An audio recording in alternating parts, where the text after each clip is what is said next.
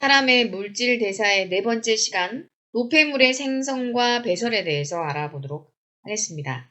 여기서 말하는 것은 배설계를 의미하는데, 배설계라고 하는 것은 대변과 소변 중에 소변이 만들어지는 기관들의 모임이라고 볼 수가 있습니다. 어떻게 소변이 만들어지는지의 과정을 살펴보고자 합니다. 우리가 음식물을 섭취하게 되면 식도를 따라서 위를 통해서 소장, 대장, 항문을 통해서 대변이 나오게 되죠. 소화계의 산물이다라고 볼 수가 있죠. 음식물을 잘 소화시키게 되면 아주 완벽하게 분해가 된 영양분들은 이 융털에서 흡수가 일어나게 됩니다. 그렇지 못한 것들이 결국은 대변으로 나온다라고 볼 수 있는데, 잘 분해가 된 영양분이 융털로 흡수가 되죠. 작아졌으니까 혈관을 타고 결국 세포로 가게 되고, 세포 안에서 그 영양분이 다시 분해가 되면 에너지가 나오게 되고, 그 에너지를 우리가 쓰게 되는 거죠. 그 과정에 이산화탄소와 물이 나오게 되는데, 이산화탄소의 경우에는 이렇게 호흡기를 통해서 나가게 되는데, 물의 경우에는 혈관을 타고 가다가 콩팥에서 걸러져서 요도를 타고 몸 밖으로 나오게 되죠. 배설계의 산물이다라고 볼 수가 있습니다. 우리가 공부하고자 하는 부분은 바로 여기 이 배설계를 알아보고자 하는 거죠.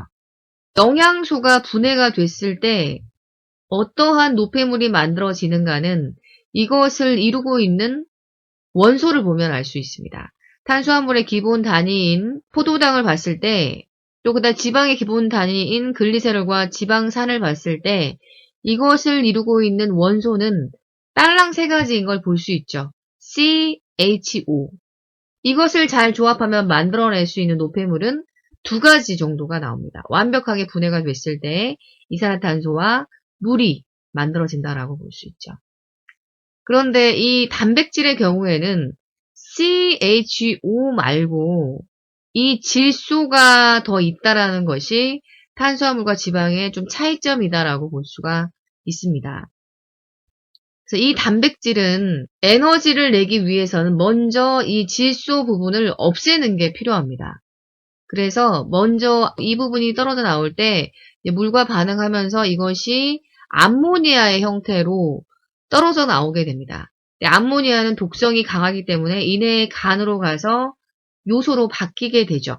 자, 단백질이 만들어낼 수 있는 노폐물은 암모니아가 있겠고, 이 부분을 또 이용해서 만들어낼 수 있는 것은 CHO로 되어 있기 때문에 마찬가지로 이산화탄소와 물도 만들어지게 되는 거죠. 단백질은 CHO 말고 N을 가지고 있기 때문에 이산화탄소와 물뿐만이 아니라 암모니아가 만들어진다라고 하는 부분을 꼭 기억하시기 바랍니다.